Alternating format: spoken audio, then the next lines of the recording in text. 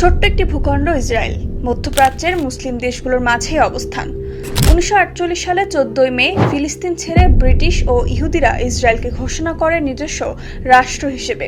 সেই থেকে শুধু রাষ্ট্র হিসেবে নয়, ইসরায়েল তাদের পরিধির সঙ্গে বাড়িয়েছে শক্তিমত্তা। গেল 76 বছরে আরব বিশ্বের গলার কাটা হয়ে দাঁড়িয়েছে ইসরায়েল। মধ্যপ্রাচ্যের মধ্যে পরমাণু শক্তি সম্পন্ন একমাত্র দেশ ইসরায়েল। এছাড়াও বিশ্বে একমাত্র দেশ ইসরায়েল যারা কিনা শুধুমাত্র ধর্মের ভিত্তিতেই সরাসরি নাগরিকত্ব দেয়। বিশ্বের যে কোনো প্রান্তের ইহুদি হলেই নাগরিকত্ব মিলবে ইসরায়েলের। জন্মলগ্ন থেকে বিজ্ঞান, প্রযুক্তি, অর্থনীতি ও সামরিক শক্তি দিয়ে বিশ্বে পাকাপোক্ত অবস্থান তৈরি করেছে ইসরায়েলিরা। তবে এত সব সম্ভব হওয়ার পেছনে কাজ করেছে বেশ কয়েকটি বিষয়, যা চিহ্নিত করেছে আন্তর্জাতিক গণমাধ্যম বিবিসি। আজকের ইনডেপথ বাংলায় থাকছে সেসব। কিভাবে এত শক্তিশালী হয়ে উঠল ইসরায়েল? পশ্চিমা সাহায্য। ইসরায়েলের এত বাহাদুরির বড় অবদান পশ্চিমা বিশ্বের, যার মধ্যে অন্যতম আমেরিকা। দ্বিতীয় বিশ্বযুদ্ধের পর থেকে আমেরিকার বৈদেশিক সহায়তার সবচেয়ে বড় অংশ পেয়ে আসছে ইসরায়েল। জন্মলগ্ন থেকেই ব্রিটেন এবং ফ্রান্সেরও সমর্থন পেয়ে আসছে তারা। প্রথম বিশ্বযুদ্ধের পরে ফিলিস্তিন অঞ্চলে 400 বছরের অটোমান শাসনের অবসান ঘটিয়ে উপনিবেশ করেছিল ব্রিটিশরা। ফ্রান্সও এর মাঝে ছিল, যদিও সমঝোতার ভিত্তিতে অঞ্চলটি শাসন করে ব্রিটিশরা। ইহুদিদের নিজস্ব একটি ভূখণ্ড থাকার বিষয়টি প্রাথমিকভাবে এসেছিল ব্রিটিশ সরকারের তরফ থেকেই। তখন বিশ্বের বিভিন্ন দেশ থেকে ইহুদিরা দলে দলে ফিলিস্তিনের ভূখণ্ডে আসতে থাকে। এ নিয়ে আরব ও ইহুদিদের দ্বন্দ্ব বাড়তে থাকে। ফিলিস্তিন ভূখণ্ডে তখন মুসলিমরা ছাড়াও খ্রিস্টানদেরও বসবাস ছিল। ইহুদিদের বসতি গড়ে তোলার প্রেক্ষাপটে আরবরা বিক্ষুব্ধ হয়ে ওঠে।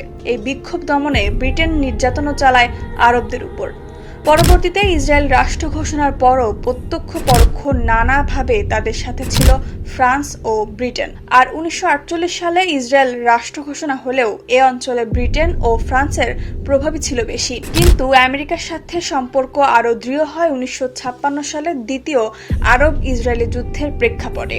ইসরায়েল পশ্চিমাদের মদদে যখন মিশরে হামলা চালায়, তখন মিশরের পক্ষে থাকা দেশগুলোকে সহায়তা করতে আগ্রহ দেখায় সোভিয়েত ইউনিয়ন। আর মধ্যপ্রাচ্য সোভিয়েত ইউনিয়নকে ঠেকাতে ব্রিটিশ সেনাদের হারিয়ে হটিয়ে অবস্থান নেয় আমেরিকা। সামরিক ও প্রযুক্তির বিকাশ। মিশর, জর্ডান, লেবানন, সিরিয়া ও ফিলিস্তিন প্রতিবেশী সব কয়টি দেশ শত্রু হওয়া সত্ত্বেও ঠেকানো যায়নি ইসরায়েলের উত্থান।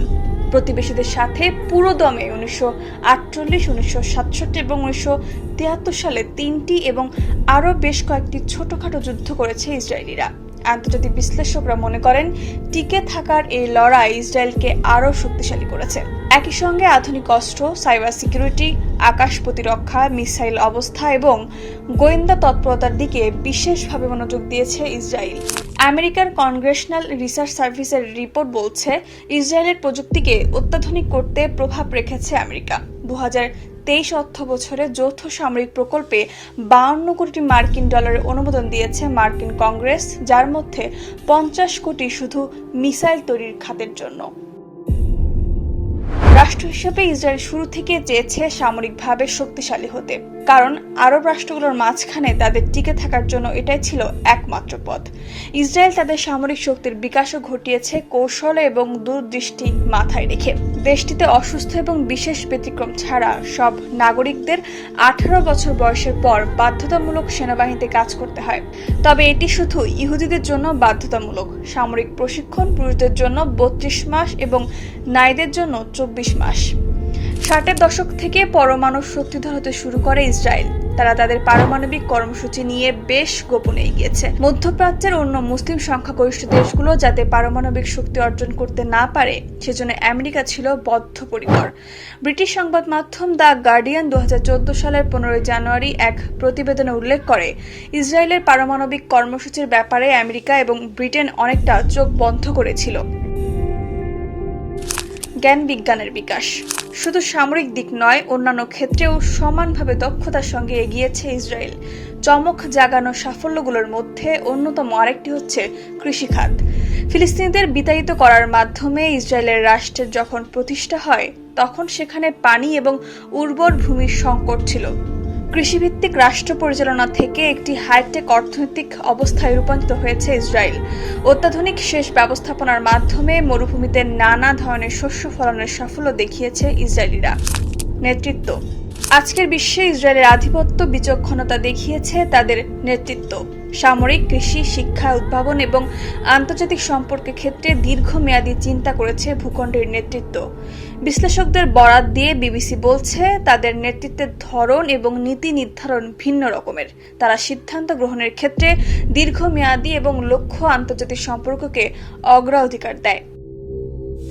এছাড়া অষ্টাদশ থেকে ঊনবিংশ শতাব্দীতে ইউরোপে জ্ঞানের যে ব্যাপক বিকাশ ঘটে সেটার অংশ ছিল ইহুদি জ্ঞানী বা পাণ্ডিত্য সম্পন্ন ব্যক্তিবর্গ, যারা অতিজ্ঞানী, আধুনিক, শিক্ষিত এবং জাতিগোষ্ঠী হিসেবে ইসরায়েলকে প্রতিষ্ঠা করে। তবে বিশ্লেষকরা এও মনে করেন, যতই আধুনিক বা শক্তিধর হোক না কেন, তাদের আন্তর্জাতিক আইনের লঙ্ঘন, ফিলিস্তিনি ভূখণ্ডের দখল এবং মানুষের উপর বর্বর সহিংসতার বিষয়টি উপেক্ষা করা যায় না এবং কোনোভাবেই তা সমর্থনযোগ্য নয়।